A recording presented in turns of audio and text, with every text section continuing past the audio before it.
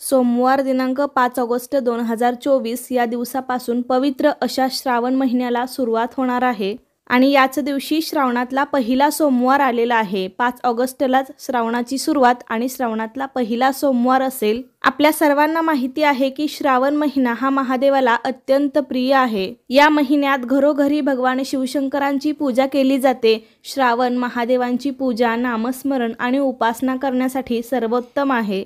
श्रावणातल्या प्रत्येक सोमवारी शिवाचे पूजन करून शिवलिंगावर शिवामूठ अर्पण केली जाते। श्रावणातल्या प्रत्येक सोमवारी महादेवावर वाहिल्या जाणाऱ्या शिवामुठेचेही महत्त्व अत्यंत वेगळे आहे। तर नमस्कार मंडळी, आजच्या व्हिडिओमध्ये मी तुम्हाला श्रावण महिन्यामध्ये सोमवारी शिवपूजन झाल्यावर शिवामूठ कशी अर्पण करावी, कोणी करावी, किती वेळा अर्पण करावी, शिवाला प्रिय असणारे धान्य कोणते आणि ही शिवामूठ अर्पण केल्यावर त्याचे काय फळ आपल्याला मिळते, अशी शिवामूठ व्रताबद्दल संपूर्ण माहिती तुम्हाला या व्हिडिओमध्ये मिळेल। तेव्हा व्हिडिओ शेवटपर्यंत पहा। त्याआधी चॅनेलवरती नवीन असाल तर चॅनेलला सबस्क्राईब करा। श्रावण सोमवारी आपण सर्वजण अगदी आनंदाने मनोभावे शिवाची पूजा करत असतो, कारण शिवपूजनासाठी श्रावण महिना अत्यंत श्रेष्ठ आहे। या श्रावण महिन्यात कधी 4 तर कधी 5 सोमवार येतात। यावर्षी म्हणजे 2024 मध्ये 5 सोमवार आलेले आहेत। श्रावण महिन्यामध्ये अनेक प्रकारची व्रतवैकल्य केली जातात, त्याबरोबरच मनोभावे शिवपूजन केलं जातं आणि ह्या गोष्टी करत असताना शिवामुठीचं व्रत देखील केलं जातं। तर श्रावणातल्या प्रत्येक सोमवारी शिवलिंगावरती आपल्याला शिवामूठ वाहायची आहे। जर तुम्हाला शक्य असेल तर शिवपूजन आणि शिवामूठ तुम्ही महादेवाच्या मंदिरामध्ये करू शकता, पण जर काही कारणास्तव तुम्हाला मंदिरामध्ये जाता येत नसेल तर तुम्ही घरातल्या शिवलिंगावरती सुद्धा शिवामूठ वाहू शकता।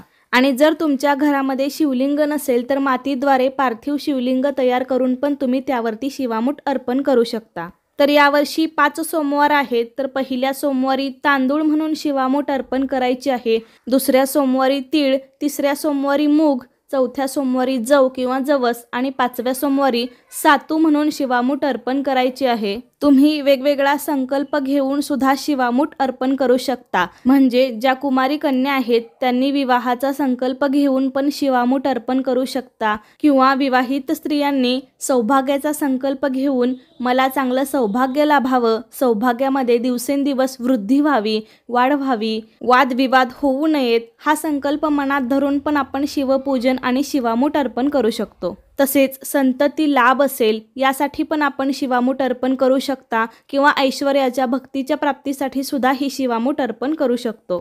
तर श्रावणातल्या प्रत्येक सोमवारी हे शिवामुठीचं व्रत करावं आणि किमान 5 वर्षे या व्रताचं आचरण करावं, किंवा जरी तुम्हाला प्रत्येक वर्षी शिवामूठ वाहायची असेल तर प्रत्येक वर्षी पण तुम्ही शिवामूठ वाहू शकता। पण हे शिवामुठीचं व्रत करत असताना श्रावणी सोमवारचा उपवास मात्र जरूर करावा। ज्या नवीन लग्न झालेल्या मुली आहेत तर त्यांनी 5 वर्षापर्यंत श्रावणातल्या दर सोमवारी शिवामूठ वाहिली तरी पण चालेल, किंवा प्रत्येक वर्षी पण वाहायची असेल तरीही वाहू शकता। आणि अविवाहित मुली सुद्धा मी सांगितलं की तुम्ही विवाहाचा संकल्प घेऊन पण शिवामूठ वाहू शकता। तर अशा प्रकारे हे शिवामुठीचं व्रत कोणीही करू शकतं। फक्त ज्या स्त्रियांना एखाद्या सोमवारी अडचण आली असेल तर त्या सोमवारी मात्र शिवामूठ वाहू नये, मात्र उपवास जरूर करावा। तर आता शिवामूठ कशी अर्पण करावी, तर सर्वात आधी आपण शिवाची पूजा करायची आहे। जल आणि अभिषेक या 2 गोष्टी शिवाला अत्यंत प्रिय आहेत, त्यामुळे सर्वात आधी आपण शिवलिंगावरती स्वच्छ पाण्याचा, पंचामृताचा किंवा दुधाचा अभिषेक करायचा आहे। त्यानंतर तुम्ही शिवाला प्रिय असणाऱ्या गोष्टी अर्पण करू शकता। भस्म, चंदन, पांढरे वस्त्र, पांढरी फुले, बेलाची पाने, धोत्र्याचे फळ, फूल यापैकी जे काही आपल्याकडे असेल ते शिवाला अर्पण करावं, किंवा तुम्ही साधी पंचोपचारे पूजा पण करू शकता। त्यामध्ये गंध, पुष्प, अक्षता, धूप, दीप, नैवेद्य अर्पण करून पूजा झाल्यावरती मग शिवामूठ अर्पण करावी।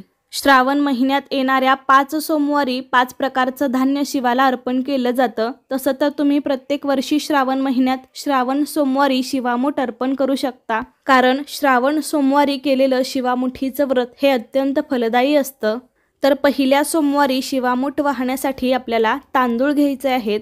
तर एका वेळी पूर्ण मूठ भरून धान्य घ्यावं, शक्य असेल तर त्यावरती पाणी अर्पण करावं, धान्य ओलं करून घ्यावं। एका हातात मूठ भरून धान्य आणि दुसऱ्या हाताने पाण्याची धार शिवामुठीवरती सोडायची आहे। ही शिवामूठ शिवलिंगावरती अर्पण करत असताना मुठीवर हळूवार पाणी सोडायचं आहे। शिवाची संपूर्ण पूजा होईपर्यंत आपल्याला ओम नमः शिवाय या मंत्राचा जप करायचा आहे आणि शिवामूठ वाहताना पुढील मंत्र म्हणायचा आहे, शिवा शिवा महादेवा माझी शिवामूठ ईश्वरा देवा. हा मंत्र आपल्याला प्रत्येक सोमवारी शिवामूठ वाहताना म्हणायचा आहे. अशा पद्धतीने मंत्र म्हणून शिवामूठ अर्पण करावी. अशा पद्धतीने क्रमाने 3 वेळा शिवामूठ अर्पण करावी किंवा एकदा केली तरी पण चालेल. तुम्ही ही शिवामूठ मंदिरामध्ये सुद्धा अर्पण करू शकता. शिवामुठीची कथा सुद्धा आहे, ती पण तुम्ही मंदिरामध्ये बसून वाचू शकता किंवा श्रावण सोमवारमुळे जर मंदिरामध्ये गर्दी असेल तर तुम्ही घरी सुद्धा शांतपणे बसून ही कथा वाचू शकता. अशा पद्धतीने हे शिवपूजन करत असताना जे काही शिवाच्या प्रित्यर्थ आपले संकल्प आहेत ते संकल्प शीघ्रगतीने पूर्ण व्हावेत यासाठी आपली श्रद्धा आणि भक्ती शिवावरती अत्यंत दृढ भावनेने ठेवावी. कारण शिवाचा अर्थच कल्याणकारी असा आहे. हा सर्वांचं कल्याण करणारा आहे. देव, दानव, दैत्य आणि मानवाला सुद्धा शिवाने अनेकदा वरदान दिलेले आहे. त्यामुळे शिवाला भोलेनाथ म्हणलं जातं. या भोलेनाथाचा असा पवित्र सोमवार आणि विशेष करून श्रावण सोमवार आणि या सोमवारी केलेलं शिवामुठीचं व्रत हे अत्यंत फलदायी असतं.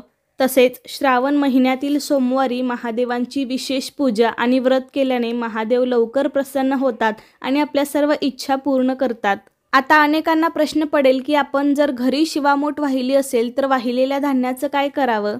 तर शिवामूठ म्हणून अर्पण केलेलं जे धान्य आहे त्यामध्ये तुम्ही अजून थोडी भर घालून तुम्ही ते गरजूंना दान करू शकता किंवा दुसऱ्या दिवशी ते गाईला खाऊ घातलं तरी पण चालेल. मंदिरामध्ये केली तर उत्तम, पण काही कारणास्तव तुम्हाला जर घरी शिवामूठ अर्पण करायची असेल तर तुम्ही अशा पद्धतीने धान्य दान करू शकता.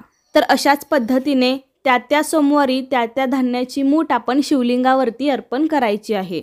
तर अशा प्रकारे आजच्या व्हिडिओमध्ये मी तुम्हाला शिवामूठ कशी अर्पण करावी, कोणी करावी अशी संपूर्ण माहिती सांगितलेली आहे. कसा वाटला तुम्हाला माझा आजचा व्हिडिओ मला नक्की सांगा. आवडला असेल तर लाईक करा आणि असे छान छान व्हिडिओज पाहण्यासाठी आजच आपल्या चॅनेलला सबस्क्राईब करा. धन्यवाद.